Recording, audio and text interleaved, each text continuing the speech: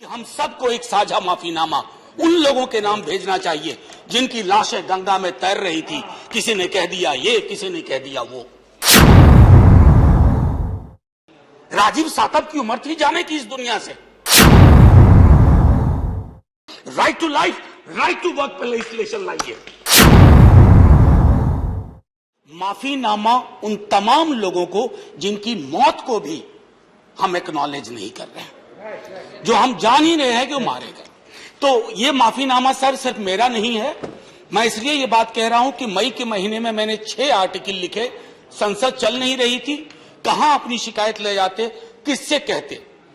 मुझे भाजपा के मित्रों ने, कई साथियों ने कॉल किया, बधाई दी। मैं उनका भी एहतराम करता हूं और कहता हूं कि ये भरोसा इस सदन का है कि हम सबको एक साझा माफीनामा उन लोगों के नाम भेजना चाहिए जिनकी लाशें गंगा में तैर रही थी। किसी ने कह दिया ये, किसी ने कह दिया वो। सर दूसरी चीज, मैंने कल सेक्रेटरी जनरल साहब से ही बात करने की कोशिश की, बाकी जगह भी। किसी 2 सत्र के बीच में सर 50 लोगों की ऑबिचुअरी आज तक कभी नहीं हुई संसदीय इतिहास में।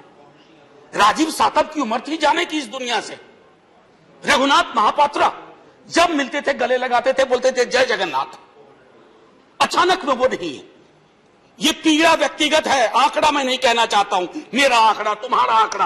अपनी पीड़ा में आंकड़ा ढूंढिए। एक व्यक्ति नहीं है इस देश में, इस सदन में, सदन के बाहर, उस सदन में जो ये कहे कि उसने किसी जानने वाले को ना खोया हो। सर पीड़ा कह सकता हूं। ऑक्सीजन के लिए लोग फोन करते थे, हम अरेंज नहीं कर पाते थे। लोग समझते हैं सांसद है, ऑक्सीजन पिछा देगा।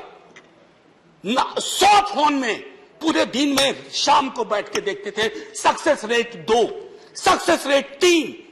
हमको कौन सा आंकड़ा कोई बताएगा साहब? हमको नहीं चाहिए, किसी आंकड़े की बात नहीं करनी है। हमें देखना है कि जो लोग गए वो जिंदा दस्तावेज छोड़ के गए हैं हमारे फेलियर का। मैं आपकी बात नहीं कर रहा हूं साहब। आप कहिएगा 70 साल में कुछ नहीं हुआ, मैं उसमें जाना ही नहीं चाहता। ये कलेक्टिव फेलियर है 47 से लेकर अब तक की सारी सरकारों का। क्या बना दिया हमने? मुझे पता नहीं था कि अस्पताल और ऑक्सीजन का क्या रिश्ता होता है सर। ईमानदारी से कहता हूं, मैं मेडिकल बैकग्राउंड से नहीं आता हूं। सुबह से लोगों को दिखता था ऑक्सीजन ऑक्सीजन, रेमडेसिविर। मैं तो दवाइयों के नाम तक शुरू में सर प्रोनाउंसिएशन चेक किए कि कैसे उच्चारण करूंगा। ये हालत है। और तब हम आंकड़ों की बात कर रहे हैं, तब हम ये बात कर रहे हैं थैंक यू फलाना साहब, चिलाना साहब। सर मैं यहां से निकलता हूं, बहुत बड़ा विज्ञापन लगा हुआ है, मुफ्त वैक्सीन, मुफ्त राशन, मुफ्त इलाज। सर एक मिनट, मैंने किसी नहीं, please I don't want my time. मैं किसी दल की ओर से आज नहीं बोल रहा हूं। मैं दावे के साथ कहता हूं, मैं लाखों लोगों की ओर से बोल रहा हूं जो यहां बोलना चाहते हैं। अब मेरी बात सुनिए, आज शिकायत नहीं कर रहा हूं आपसे। ये वेलफेयर स्टेट है ना। एक साबुन की टिकिया अगर कोई गरीब गांव में खरीद रहा है ना सर, तो अडानी अंबानी के बराबर का करदाता है। आप उसको कह रहे हो मुफ्त वैक्सीन, मुफ्त इलाज, मुफ्त राशन। नहीं साहब, कुछ मुफ्त नहीं है, उसका स्टेट है। इस वेलफेयर स्टेट का कमिटमेंट है। उसको आप डिनाइग्रेट मत करिए, डेमोनाइज मत करिए, उसे बौना मत बनाइए। ये आग्रह है मेरा। सर मैं इससे पहले की कुछ और बातें कहूं, मेरे पास सही वक्त है। सर इस कोरोना को मैं भी मानता हूं, मेरे पूर्व के वक्ता कुछ कह रहे थे, ये चैलेंज है हमारे लिए सर। बहुत बड़ी बड़ी बातें नए नए कानून की हो रही है। राइट टू हेल्थ की बात क्यों नहीं करते हम लोग? राइट टू हेल्थ, स्वास्थ्य का अधिकार, उसमें कोई किंतु परंतु लेकिन परंच नहीं। सीधे तौर पे स्वास्थ्य का अधिकार constitutionally guaranteed. Right to life के साथ लिंक करिए। किसी अस्पताल की मजाल नहीं होगी कि वो उस खिलवाड़ कर पाए उस राइट टू लाइफ का। करना नहीं चाहते। राइट टू वर्क, उस पर काम करिए। पॉपुलेशन को लेकर के बहुत बातें हो रही हैं साहब। डेमोग्राफी को, डेमोग्राफर्स को छोड़ दीजिए, बड़ा संश्लिष्ट विज्ञान है, लेकिन ये हम कर सकते हैं इस सदन और उस सदन में। Right to life, right to work पे लेजिस्लेशन लाइए ताकि कोई आपदा आए। अभी तो हमारे लीडर ऑफ हाउस नहीं है, नए नए बने हैं।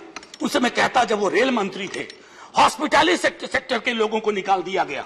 इसी कोरोना काल में मैंने लगातार आवाज उठाई, कोई सुनने वाला नहीं है सर, कोई नहीं सुन रहा। अगर आप सांसद की नहीं सुन रहे हैं तो जो छोटे अदना संविदा वाले नौकरी से निकाले गए उसकी कौन सुनेगा सर।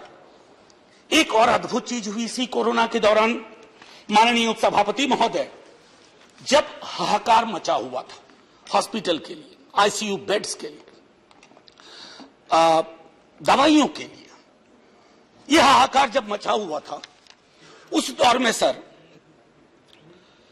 कई चीजें हुई, जिसमें से एक जो महत्वपूर्ण चीज मैं जिसका जिक्र करूंगा, उस हाहाकार में सरकारें, मैं सिर्फ केंद्र को नहीं कह रहा हूं, कई राज्य सरकारें भी नदारद थी।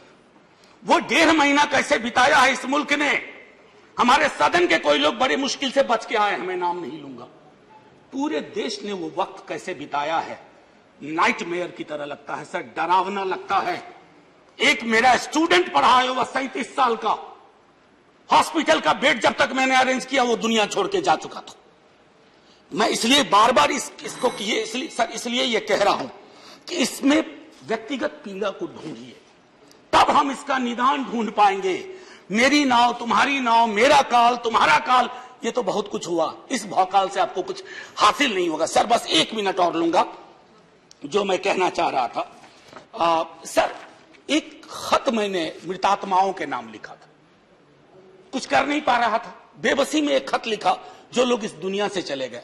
उसमें कुछ मैंने सलाह दी थी सर सरकार से, और ये जो उस बीच में कहा गया कि सरकारें फेल नहीं की, सिस्टम फेल कर गया। अरे साहब, ये सिस्टम कौन क्या है? बचपन से सुनते थे कि सिस्टम के पीछे व्यक्ति होता है, सिस्टम के पीछे एक संरचना होती है। अगर वो सिस्टम फेल किया है, चाहे दिल्ली में या किसी गांव की गलियों में, तो वहां की सरकारें फेल गई। सिस्टम का नाम इसे मत दीजिए, क्योंकि यही वो सिस्टम बनाते हैं। धन्यवाद। और आप बस आखिरी टिप्पणी करने दीजिए। प्रोफेसर धन्यवाद, आपको ज्यादा टाइम दे चुका हूं मैंने। सर बस 10 सेकंड लूंगा। आज जय हिंद बोलने में भी वो खुलूस नहीं आ रहा है जो आम दिनों में हुआ करता है। मैं सिर्फ इतना आपसे आपके माध्यम से कहना चाहता हूं, मैंने एक शिकायत नहीं की सर, किसी से नहीं। किससे शिकायत करेंगे? आहत हूं, जगाना चाहता हूं स्वयं को भी, आपको भी, क्योंकि अगर गंगा में तैरती लाशें, सर जिंदगी में डिग्निटी चाहिए, मौत में उससे बड़ी डिग्निटी चाहिए। हमने अनडिग्निफाइड डेथ को विटनेस किया है, और अगर हमने इसको दुरुस्त नहीं किया सर, आने वाली सदियां माफ नहीं करेगी। आप बड़े बड़े इश्तहार छपवाओ, अखबारों के 4 पन्ने रंग दो, फलाना थैंक यू सर, इतिहास को थैंक यू कहने का मौका मिलना चाहिए। धन्यवाद। जय हिंद सर। अगर मेरी बात से फिर भी किसी को कष्ट पहुंचाओ, मैं उन्हीं लाखों लोगों की धन्यवाद डेड बॉडी के बिहाफ पे आपसे माफी मांगता हूं।